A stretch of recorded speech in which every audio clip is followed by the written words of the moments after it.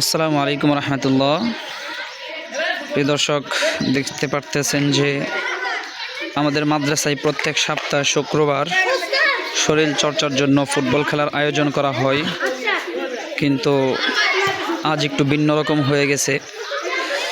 আজকে আমাদের ফুটবল খেলার আয়োজনের যে মাঠ, সে মাঠে পানি।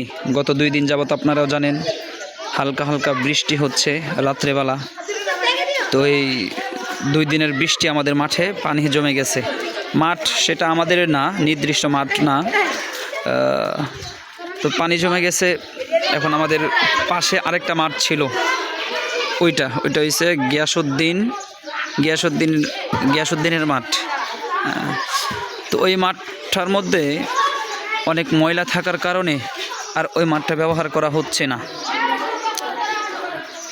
তো আমি সবাইকে বলবো আমাদের সকল ছাত্রদের জন্য দোয়া করবেন, আর সকল ছাত্রদের ক্রীড়াচর্চার জন্য, মন ফ্রেশ রাখার জন্য প্রত্যেক সপ্তাহ শুক্রবার ফুটবল খেলার আয়োজন করা হয়। তো আমরা যেন এই আয়োজনটা আরও বড়সড় করে করতে পারি এবং আমাদের মাদ্রাসার নিজস্ব মাঠ যেন একটা হয়ে যায়।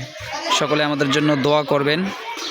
তো এখনও মাঠ পরিপূর্ণ ঠিক হয় নাই, ঠিক করার জন্য বেলসা দিয়ে পানি সরানো হয়েছে, বালু ফালানো হইতেছে। ছেলেরা দেখেন কিভাবে পড়ে যাইতেছে গা।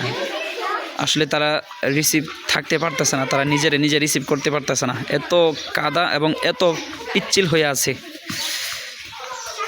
তো সকলে দোয়া করবেন আমাদের মাদ্রাসার জন্য যেন একটা নির্দিষ্ট মাঠ হয়ে যায় এবং প্রত্যেকটা ছেলের মনকে ফ্রেশ রাখার জন্য যেন প্রত্যেক সপ্তাহে একবার ভালো মাঠে ভালো খেলার আয়োজন করতে পারি।